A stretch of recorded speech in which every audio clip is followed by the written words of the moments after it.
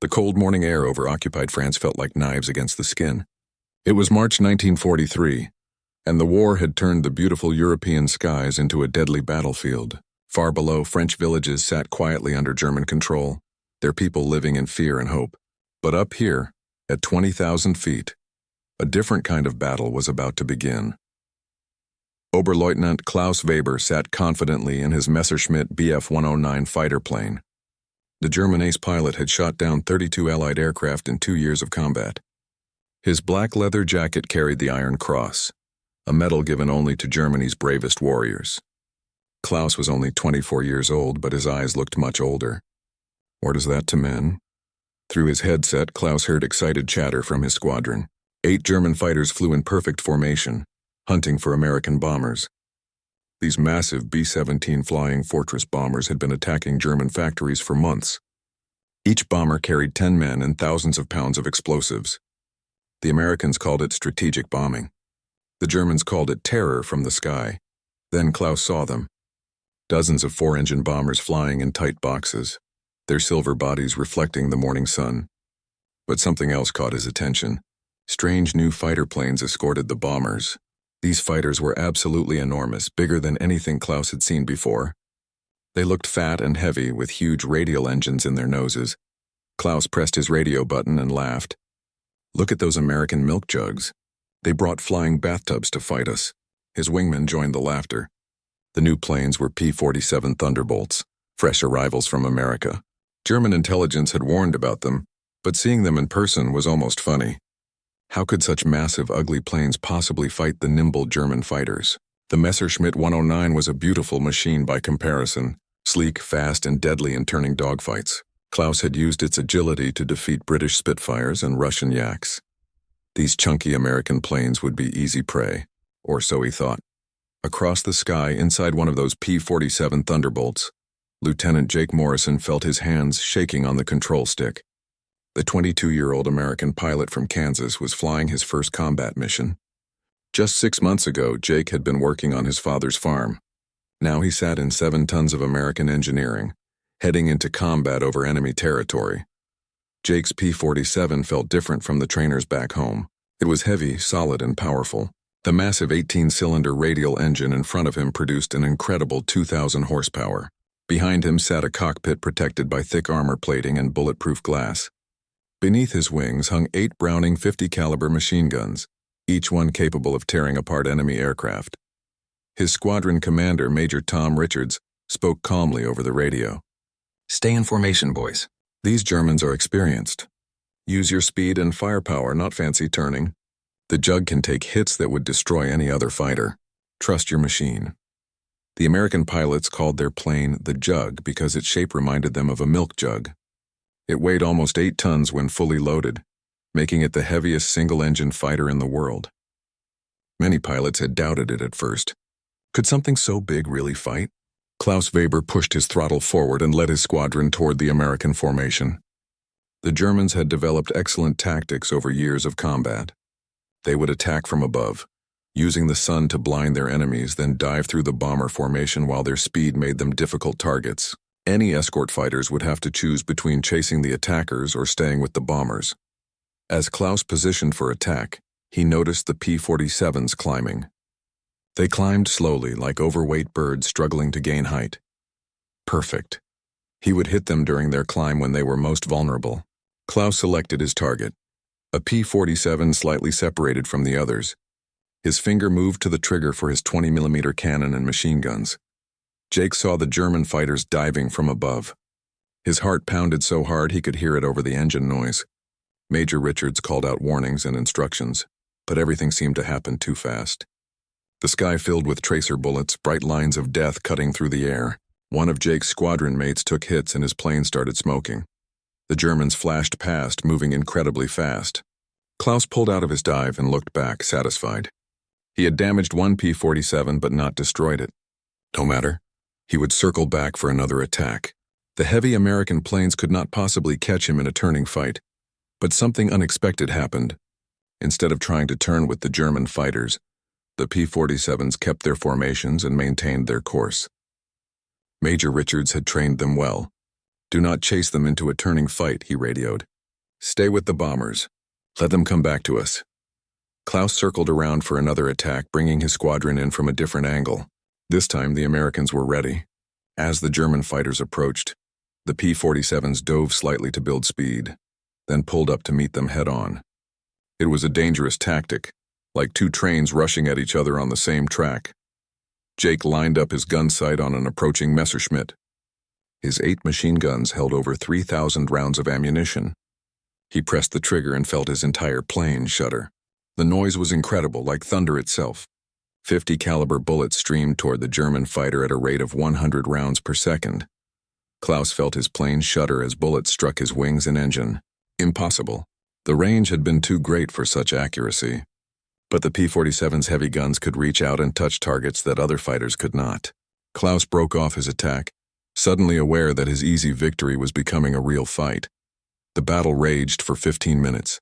German fighters made repeated attacks while P-47s defended the bombers. Jake's hands no longer shook. He was too busy fighting to be scared. The Thunderbolt absorbed punishment that would have destroyed lighter fighters, and its guns hit like hammers. When the German fighters finally ran low on fuel and ammunition, they turned for home. Klaus Weber headed back to his base with new respect for the ugly American fighter and new bullet holes in his beloved Messerschmitt. The P-47 Thunderbolt had survived its first real test, but the war was far from over, and much harder battles waited ahead. 3 weeks had passed since Klaus Weber's first encounter with the P-47 Thunderbolts. The German pilot sat in the officers' mess at his airbase near Paris, staring at his coffee. His right shoulder still hurt from the combat injuries he had received. Around him, other Luftwaffe pilots talked and laughed, but Klaus remained quiet. Something had changed in him. The spring of 1943 brought longer days and better flying weather. This meant more American bomber raids and more deadly air battles. The United States Army Air Forces had committed to a strategy called daylight precision bombing. Unlike the British, who bombed at night, Americans attacked during the day, believing they could destroy specific German factories and military targets. But daylight bombing meant the bombers faced fierce German fighter attacks. Klaus's squadron had lost 3 pilots in the past 2 weeks. Good men, experienced fighters who had survived years of combat. The Americans kept coming, wave after wave, and those ugly P-47s protected them. German high command still insisted the Thunderbolt was inferior to German fighters, but Klaus knew better. He had felt those 50 caliber bullets tear through his plane. That morning, Klaus received orders for another mission. Intelligence reported a large formation of B-17 bombers heading toward German industrial targets in the Ruhr Valley. His squadron would intercept. As Klaus walked to his Messerschmitt, he noticed how few planes remained on the airfield. The Luftwaffe was stretched thin, fighting on multiple fronts against America, Britain, and Russia. Meanwhile, at an airbase in England, Jake Morrison prepared for his 10th combat mission. The young American pilot had changed in 3 weeks. He no longer felt like a farm boy pretending to be a warrior. He had shot down 2 German fighters and damaged several others. His crew chief had painted 2 small swastikas on his P-47's fuselage, marking his victories. Major Richards gathered the squadron for briefing. "Today we're going deep, boys. The bombers are hitting ball-bearing factories in Schweinfurt. It's a long mission, and the Germans will throw everything at us. Expect heavy resistance." He pointed to a map showing their route. "We'll have maximum fuel, but watch your gauges. No heroics. If you run low, head home. A dead pilot helps nobody." The P-47 could fly about 475 miles per hour in level flight, making it one of the fastest fighters in the world. But speed meant nothing without fuel. Each Thunderbolt carried 305 gallons of fuel internally, giving it about 2 hours of combat flying time. Engineers were working on external fuel tanks that would extend the range, but for now, the P-47 pilots had to manage their fuel carefully. Jake climbed into his cockpit and went through the startup procedures. The massive Pratt & Whitney engine coughed, then roared to life. The sound always gave Jake confidence. This engine was incredibly reliable and could take tremendous battle damage. There were stories of P-47s returning to base with cylinders shot off, still running on the remaining power. 16 P-47s took off in pairs, forming up over the English countryside before heading across the channel toward France. Below them, the gray waters looked cold and uninviting. Many pilots feared water landings more than enemy fighters. The Channel had claimed countless Allied and German airmen.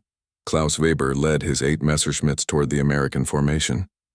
German radar stations had tracked the bombers since they crossed the French coast. Klaus knew the Americans would be at high altitude, probably around 25,000 feet. He climbed his squadron to 30,000 feet, planning to attack from above with the sun behind them. The two forces met over central France at 11 in the morning. Klaus spotted the bombers first, their contrails marking their path across the sky like white chalk lines. The P-47s flew above and around the bombers in a protective screen. Klaus counted at least 24 escort fighters. The odds were even. He gave the attack signal. The German fighters dove toward the bomber formation, their engines screaming. This was the moment Klaus lived for when training and instinct merged into pure action. His finger touched the trigger. Then everything went wrong. Jake saw the German fighters coming and called them out over the radio. "Bandits 6 o'clock high. 8+. Major Richards immediately ordered 4 P-47s to intercept, while the rest stayed with the bombers. Jake was one of the 4 who broke formation and climbed to meet the attackers. The P-47 climbed slowly compared to the diving Germans, but Jake had learned something important. The Thunderbolt could dive faster than any fighter in the sky. Its weight, normally a disadvantage, became a tremendous advantage in a dive. Jake waited until the German fighters committed to their attack run. Then he rolled his P-47 inverted and dove straight down. The acceleration was incredible. Jake's airspeed indicator climbed past 400, then 450, then 500 miles per hour. The airplane shook and rattled, but it held together. The P-47 was built like a tank. Below him, Klaus Weber pulled out of his attack run and was climbing back for altitude. He never saw Jake coming. Jake lined up his shot carefully. At this closing speed, he would only have one chance. Klaus's Messerschmitt grew larger in his gun sight. 800 yards, 600, 400. Jake pressed the trigger and held it down. All 8 machine guns opened fire simultaneously. The effect was devastating. Each 50 caliber bullet weighed about 2 ounces and traveled at 3,000 feet per second. When 80 bullets per second hit an aircraft, the result was catastrophic. Klaus felt his plane disintegrate around him. His canopy shattered. His engine exploded. Hot oil and hydraulic fluid sprayed across his face. A bullet smashed into his left arm, breaking the bone. Klaus fought to control his dying aircraft. The Messerschmitt spun wildly, pieces breaking off as it fell. He could not reach the canopy release with his broken arm. Pain and fear overwhelmed him. At 8,000 feet, he finally managed to jettison the canopy and pull himself from the cockpit. His parachute opened, jerking him violently as it caught air. Jake pulled out of his dive and circled once, watching the German parachute descend. He felt no joy in the victory, only relief that he had survived. 2 other Messerschmitts fell in flames from the battle. The remaining German fighters broke off and fled. Major Richards called the squadron back into formation. "Good work, but stay alert. We have a long way to go." The bombers continued toward their target and the P-47s continued their escort. Below, Klaus Weber landed in a French farmer's field, his arm hanging useless, his career as a fighter pilot over. That night, Jake sat in his barracks and wrote a letter home. He could not tell his parents about the combat, about the man he had shot down, about the fear and adrenaline. Instead, he wrote about the weather and the food and how much he missed Kansas. Some truths were too heavy to share. The battle for air superiority over Europe had truly begun. The P-47 Thunderbolt was proving itself in blood and fire. German pilots were learning respect for the heavy American fighter. The outcome of the air war would help decide the fate of millions. And there were many more battles yet to come. Summer 1944 changed everything. The skies over Europe belonged to a new master. Oberst Heinrich Roth stood at the window of Luftwaffe headquarters in Berlin, watching smoke rise from another bombing raid. The 50-year-old German commander had fought in World War I and thought he understood air combat. But this new war had proven him wrong about many things. Reports covered his desk. Each one told the same terrible story. German fighter losses were catastrophic.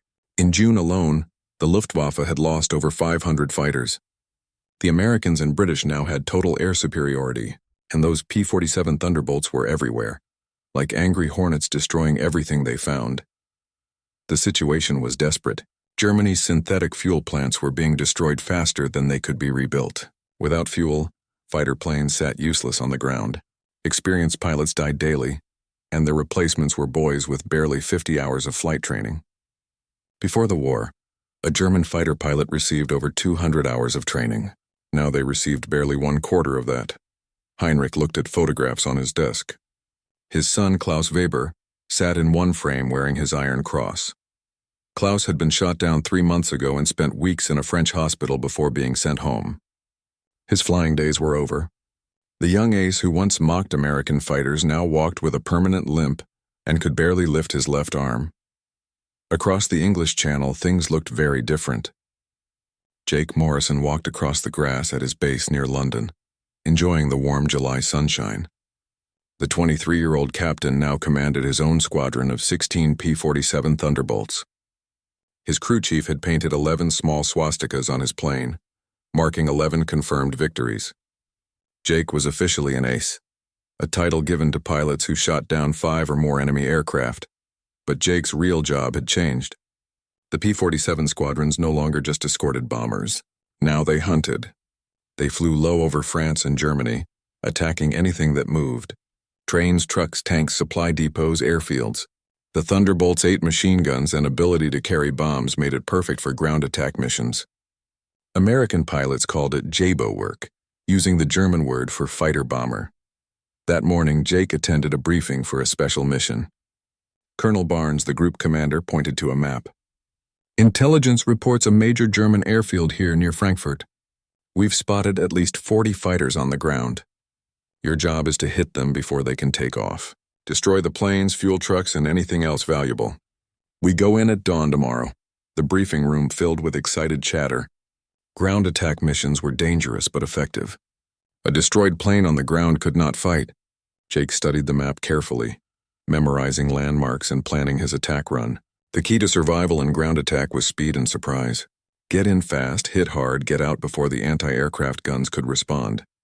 At the German airfield near Frankfurt, Lieutenant Peter Schmidt prepared his Messerschmitt for a patrol mission. The 19-year-old pilot had been flying combat for only 3 weeks. Peter had watched 12 of his training classmates die in that short time. The life expectancy of a new German fighter pilot in 1944 was measured in days, not months. Peter's hands shook as he checked his guns. He had never shot down an enemy plane. Most missions ended with his squadron running from superior numbers of American fighters. The Luftwaffe tactics manual said to attack bombers and avoid fighter combat, but the American escorts made that impossible. Everywhere the Germans turned, they found P-47s, P-51 Mustangs, or British Spitfires. The fuel situation made everything worse. Peter's Messerschmitt had fuel for only 90 minutes of flying. German pilots could not practice aerial combat, or even practice takeoffs and landings. They learned by doing, and most died learning. Meanwhile, American pilots trained for hundreds of hours before seeing combat, and they had unlimited fuel for practice. That evening, Peter sat with the few remaining experienced pilots in his squadron. Hauptmann Franz Müller, a veteran with 23 victories, gave advice to the young pilots. "Listen carefully. You will not win fancy dogfights against the Americans. They outnumber us 5-1. They have better fuel, better training, better everything. Your only chance is to make one good attack and run. Speed is life. If you stay to fight, you will die." The next morning arrived with fog covering the German airfield. Peter and 15 other pilots sat in their fighters waiting for orders. The fog would lift soon, and they would fly another desperate mission against the endless American bomber streams. But the orders never came. Jake Morrison led his squadron across the German border at 500 feet altitude, using hills and valleys to hide from radar. Behind him flew 15 more P-47s, each loaded with ammunition and small bombs. The fog helped hide their approach. Jake checked his map and compass. The German airfield should be just ahead. The fog began lifting as they approached the target. Jake saw it first. Rows of German fighters lined up on the airfield, sitting defenseless. Fuel trucks moved between the aircraft. Mechanics worked on engines. It was perfect. Jake clicked his radio. "Target in sight. Line abreast. One pass, then we climb out to the west. Go." The 16 P-47s spread out and dove toward the airfield. Peter Schmidt sat in his cockpit waiting for takeoff clearance when he heard a sound like thunder. He looked up and saw the worst nightmare of any pilot. American fighters were coming straight at him, their wings sparkling with gunfire. Jake lined up on a row of parked Messerschmitts and pressed his trigger. His 8 machine guns poured 50 caliber bullets into the defenseless aircraft. Fuel tanks exploded. Wings tore apart. One German plane tried to take off but caught fire before leaving the ground. Jake released his bombs and felt his P-47 jump upward as 500 pounds of explosives fell away.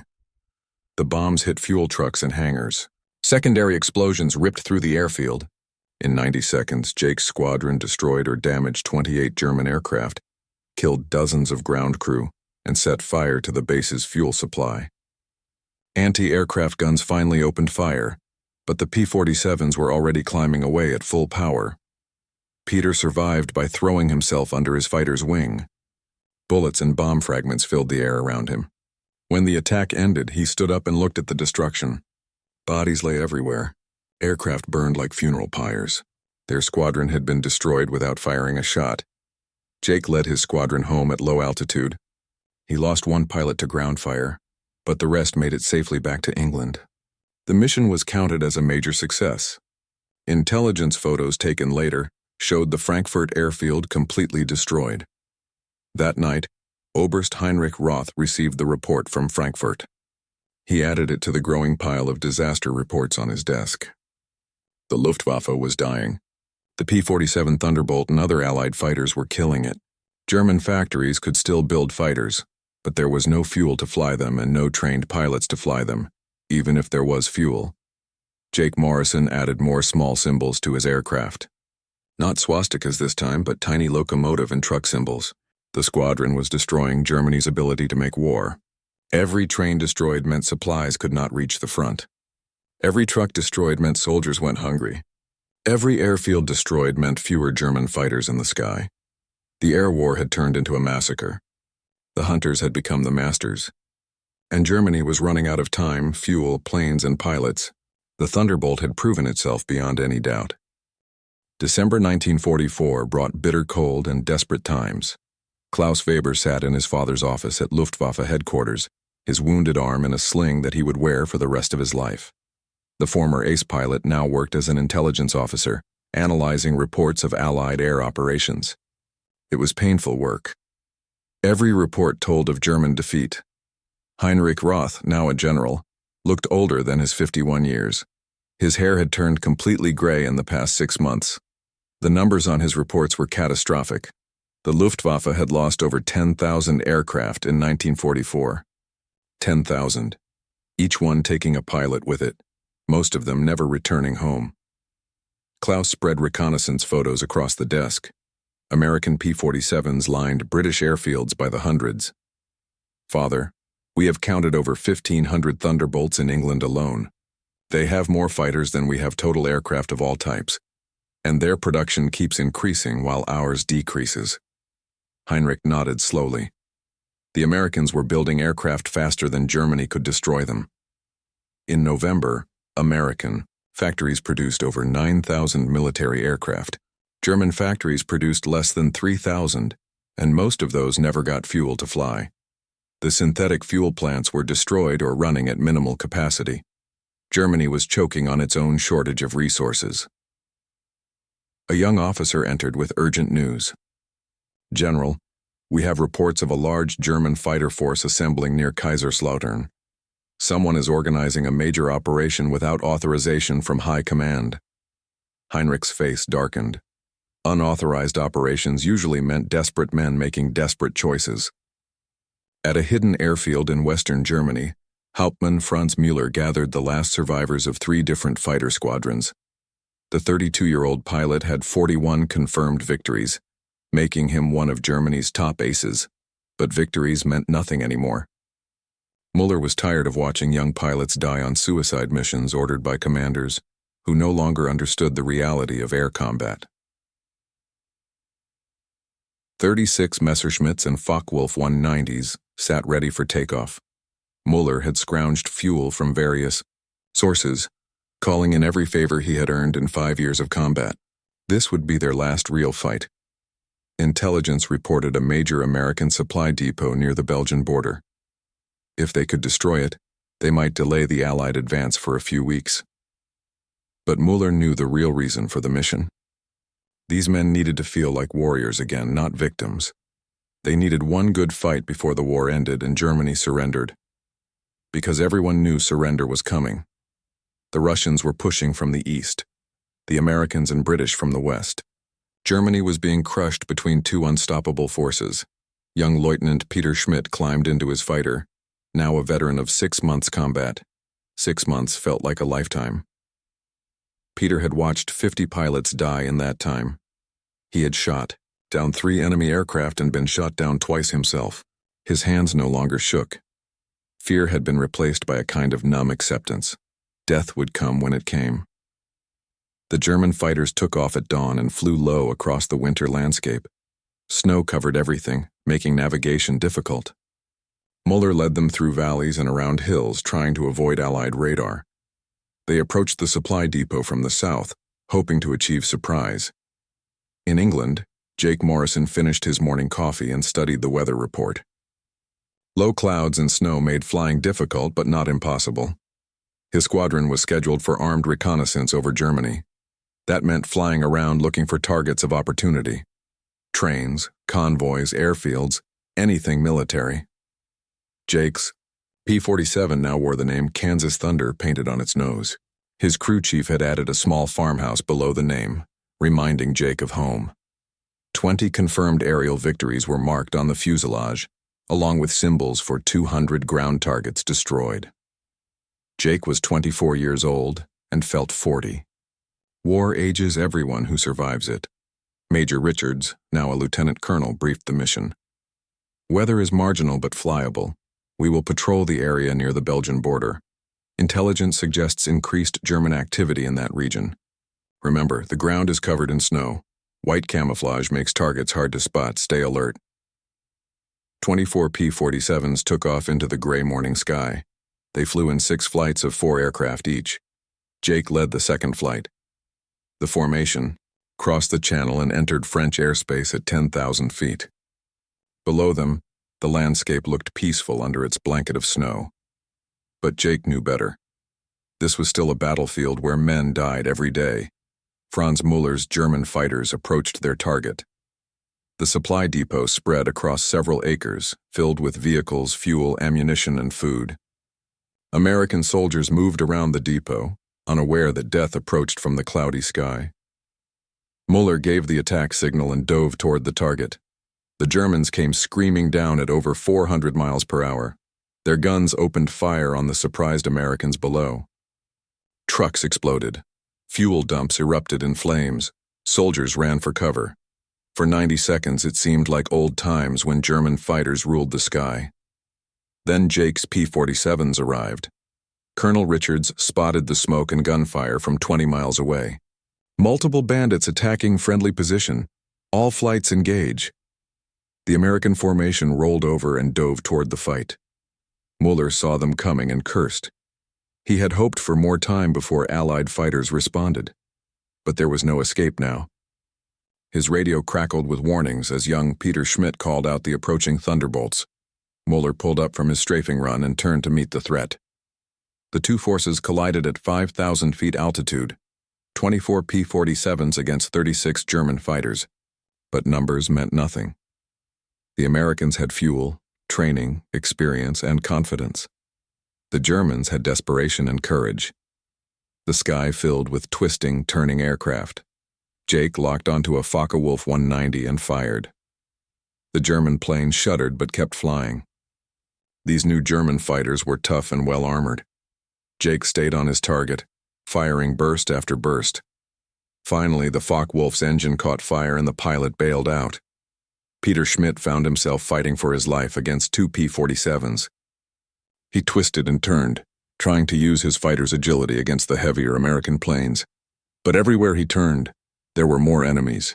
A burst of .50 caliber fire tore through his right wing. Peter's aircraft rolled violently. He fought the controls, trying to recover, but another P-47 hit him from below.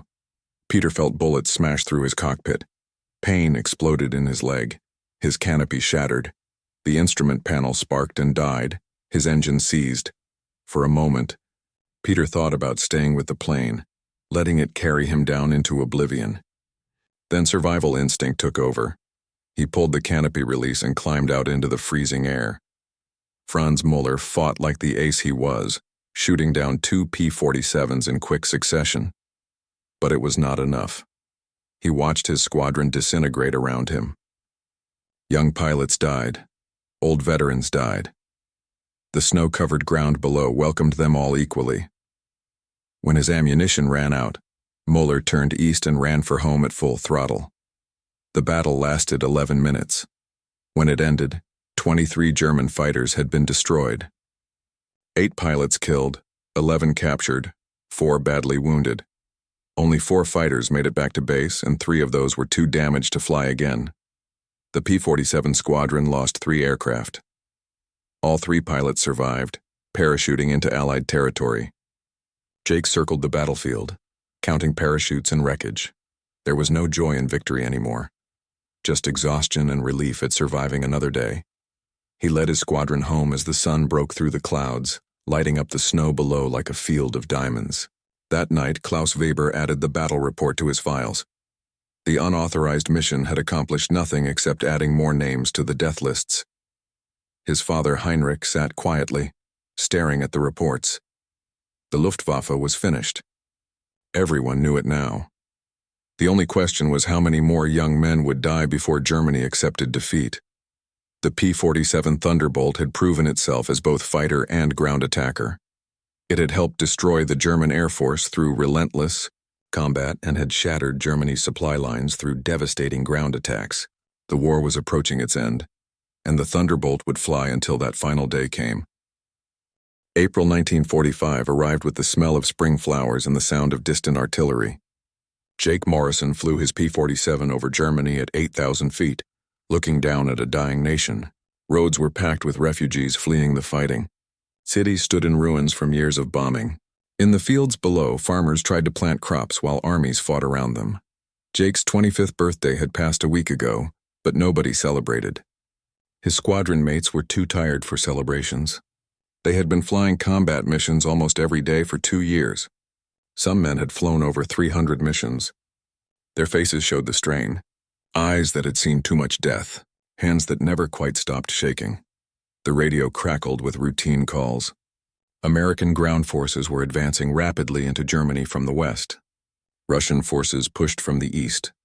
The German military was collapsing, yet some units still fought with desperate courage.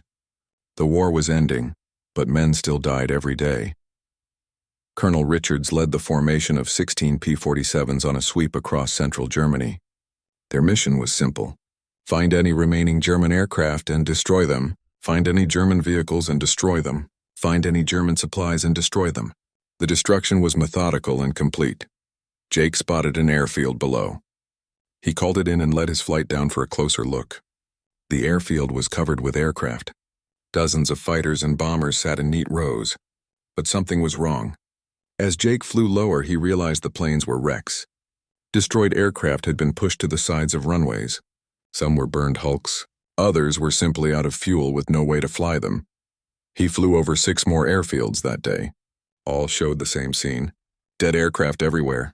The mighty Luftwaffe that had once terrorized Europe was gone. Destroyed not just by combat, but by lack of fuel, lack of parts, lack of trained pilots, lack of everything needed to wage modern war. In Berlin, General Heinrich Roth packed his office. The building shook from Russian artillery firing from the city's outskirts. Orders had come to evacuate west and surrender to American forces rather than face Russian capture. Heinrich looked at his son Klaus, who stood watching with his wounded arm hanging uselessly. "We lost the air war in 1944, Heinrich said quietly, perhaps earlier. Those American fighters, the ones we mocked, they destroyed us. Not just in aerial combat, but by attacking everything. Our trains, our trucks, our supplies, our fuel. They made it impossible for us to fight." Klaus nodded. He had compiled the final statistics. The numbers were staggering. The P-47 Thunderbolt had destroyed over 3,700 enemy aircraft in aerial combat. But that was only part of the story. P-47s had destroyed 9,000 locomotives, making German rail transport almost impossible. They had destroyed 86,000 trucks and 6,000 armored vehicles. They had attacked factories, bridges, supply depots, communication centers. The Thunderbolt had been a hammer that smashed Germany's ability to wage war. The plane we called a flying bathtub destroyed the most powerful air force in the world. Klaus said bitterly. We learned too late that appearances mean nothing. Performance means everything. Father and son left Berlin that night, joining thousands of German soldiers fleeing westward. Behind them, the city burned as Russian forces closed in. The Third Reich was dying. Within weeks, it would be dead. Jake Morrison flew his final combat mission on May 7, 1945. Word had spread that Germany would surrender the next day. But until the official surrender, the war continued. Jake's squadron patrolled the Austrian Alps, watching for any last-minute German resistance. The sky was crystal clear, the mountains beautiful in the afternoon sun. Jake thought about all the missions he had flown, all the men he had killed, all the friends he had lost. War had taken so much from everyone. He wondered if the cost had been worth it. Then he remembered the concentration camps that Allied forces had discovered, the millions murdered by the Nazi regime, and he knew the answer. Some evils must be stopped, no matter the cost. His radio crackled. All aircraft, this is control. Cease all offensive operations. Germany has surrendered. I repeat, Germany has surrendered. The war in Europe is over. Return to base. For a moment, silence filled the radio. Then voices erupted in celebration. Grown men cried with relief. The killing was finally over. Jake flew back to his base in England for the last time. Ground crew ran out to greet the returning pilots. Men hugged each other. Some laughed. Some cried. Some just stood quietly, unable to process that they had survived. The war in Europe was over. That night, Jake sat alone in his barracks, writing letters to the families of pilots who had not survived. He had promised to write if anything happened to them. It was a promise every pilot made to his friends. Jake had too many letters to write. Good men, brave men who would never see their families again. He looked at a photograph of his P-47 Kansas Thunder. The big, ugly fighter had brought him home from every mission. It had taken bullets and flak and kept flying. It had been mocked by enemies who learned too late to respect it. The Thunderbolt had been exactly what the Allies needed. Not the prettiest plane, not the most maneuverable, but tough, powerful, and deadly. Statistics compiled after the war told the complete story. The P-47 Thunderbolt had flown 546,000 combat sorties in all theaters of war. It had the lowest loss rate of any American fighter, despite flying the most dangerous missions. Only 0.7% of P-47s were lost to enemy action. Its rugged construction and powerful engine brought countless pilots home alive. German pilots who survived the war wrote their own accounts. Many admitted they had underestimated the P-47 at first. Its appearance was deceptive. But in combat, the Thunderbolt proved itself through sheer performance. It could dive faster than any other fighter. It could take incredible punishment. Its 8 machine guns delivered devastating firepower, and there were so many of them that German pilots felt outnumbered in every battle. Klaus Weber, the German ace who had once laughed at the P-47, spent the rest of his life reflecting on the war. He wrote in his memoirs, "We mocked the American Thunderbolt when we first saw it. We called it ugly and slow. We thought it would be easy prey. We were wrong about everything. That big, powerful fighter helped destroy our Air Force and our ability to make war. It taught me that victory goes not to the proudest, but to those who build the best weapons and use them most effectively." Jake Morrison returned to Kansas in the summer of 1945. He married his hometown sweetheart and returned to farming. He rarely spoke about the war. When people asked about his service, he would only say he had been a fighter pilot and was lucky to come home.